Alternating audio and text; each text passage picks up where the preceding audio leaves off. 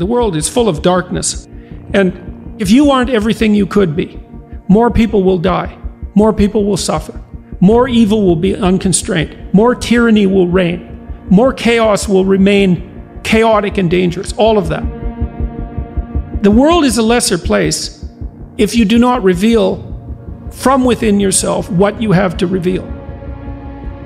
Your family is more messed up than it could be if you were less messed up than you are. Right. So if you just got your act together, like 10% more, your family would be 1% better. Right. It's like, well, do it. I don't know how to start improving my life. Someone might say that. And I would say, well, you're not aiming low enough. There's something you could do that you are regarding as trivial, that you could do, that you would do, that would result in an actual improvement. But it's not a big enough improvement for you, so you won't lower yourself enough to take the opportunity.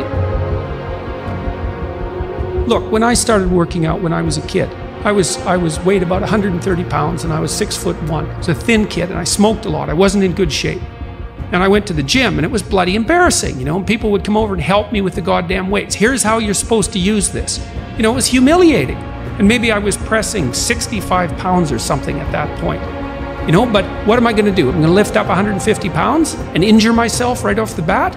No, I had to go in there and strip down and put my skinny goddamn self in front of the mirror and think, son of a bitch, there's all these monsters in the gym who've been lifting weights for 10 years and I'm struggling to get 50 pounds off the bar.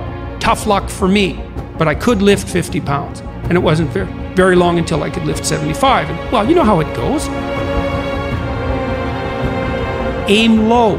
And I don't mean don't aim. And I don't mean don't aim up. But you have to accept the fact that you can set yourself a goal that you can attain. And there's not going to be much glory in it to begin with. Because if you're not in very good shape, the goal that you could attain tomorrow isn't very glorious. But it's a hell of a lot better than nothing, and it beats the hell out of bitterness, and it's way better than blaming someone else. It's way less dangerous. And you could do it.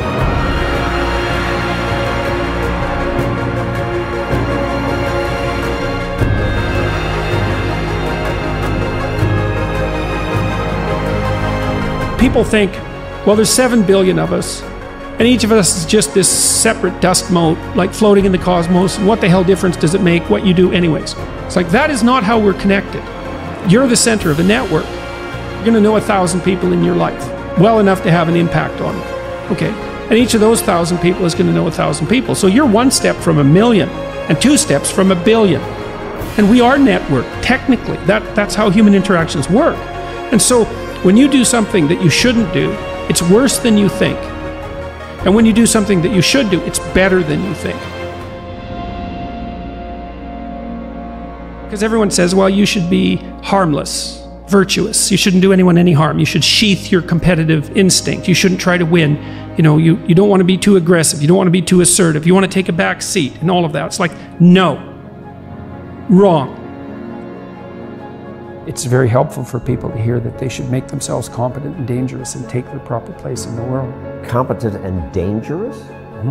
Why dangerous? Because it's the alternative to being weak. And weak is not good. The people who shoot up the high schools, they're weak. They're weak. How is it good to be dangerous? Because it makes you formidable. And life is a very difficult process. And it's not you're not prepared for it unless you have the capacity to be dangerous.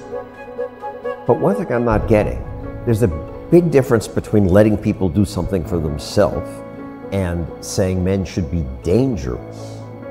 By dangerous, that implies I should be ready to threaten someone, to hurt somebody.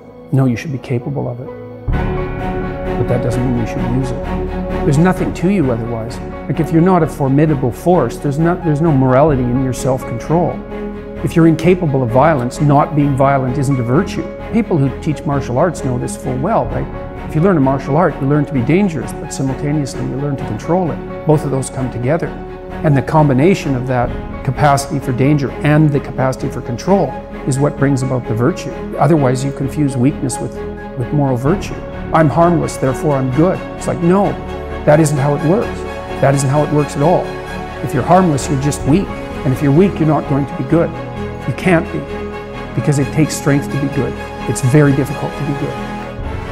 You should be a monster, an absolute monster, and then you should learn how to control it. Do you know the expression, it's better to be a warrior in a garden than a gardener in a war? Right, exactly. That's exactly it. Yeah. And that's exactly right. And so when I tell young men that, they think, well, lots of them are competitive. They're low in agreeableness, because that's part of being competitive temperamentally. It's like, is there something wrong with being competitive? There's nothing wrong with it. There's something wrong with cheating. There's something wrong with being a tyrant. There's something wrong with winning unfairly. All of those things are bad. But you don't want people to win? What's the difference between trying to win and striving? You want to eradicate striving? Life isn't a game. It's a series of games. And the right ethic is to be the winner of the series of games. And part of that means you have to learn how to be a good loser, because you're not going to win every single game. To be a winner, you want to be disciplined. You want to know what you're doing. And then you want to be on the edge where your skills are being developed.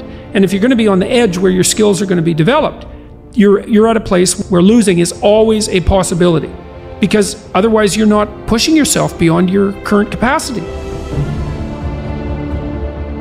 My life is not everything I want it to be, and perhaps it's not everything that I need it to be. And by need, I mean my life is so unbearable that the suffering that's attendant upon that is make me nihilistic, cynical, bitter, resentful, homicidal, genocidal, unable to have a good relationship, prone to punish people for their virtues because of my jealousy, driving the proclivity to see evil everywhere except within my own heart. Like, these are problems, man.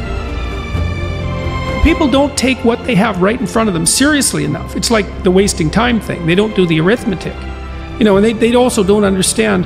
They devalue what they have right in front of them. Like another client I worked with was having a hard time putting his kid to bed at night. And so we did the arithmetic. It's like, well, I'm fighting with my kid for 45 minutes a night trying to get him to go to bed. Okay, so let's analyze that. All right, so what does that mean? Well, it means that both of you end the day upset. That's not so good, because why would you want that? It means that you're spending 45 minutes fighting when you could spend 20 minutes doing something positive, like reading to him, say. Means that you don't get to spend that time with your wife, so she's not very happy with you, plus you're annoyed because you don't see her, plus you blame it on the kid because he's the proximal cause. It's like, that's pretty damn ugly. And then let's do the arithmetic. It's like 7 days a week, 45 minutes a day. Let's call that 5 hours, 20 hours a week, 240 hours in a year. You're spending a month and a half of work weeks fighting with your 4-year-old son. Think you're going to like him? You don't like anyone you spend a month and a half a year fighting with. It's a bad idea. Fix it. It's important.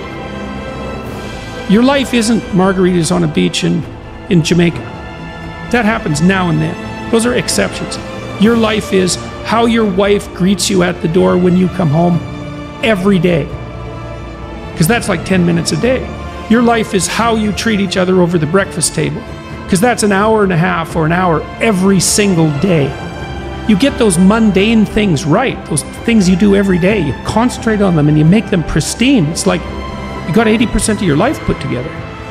These little things that are right in front of us, they're not little. That's the first thing. They are not little, and they're hard to set right. And if you set them right, it has a rippling effect, and fast too, way faster than people think. If you want to know something about yourself, sit on your bed one night and say, what's one thing I'm doing wrong, that I know I'm doing wrong, that I could fix, that I would fix? It's like, you meditate on that, you'll get an answer. And it won't be one you want, but it'll be the necessary one.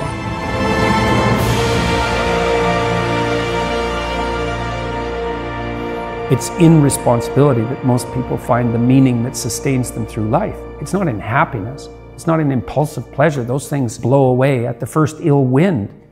But to adopt the responsibility for your own well-being, and to try to put your family together, and to try to serve your community, and to try to seek for eternal truths and to live them, that's the sort of thing that can ground you in your life enough so that you can withstand the difficulty of life.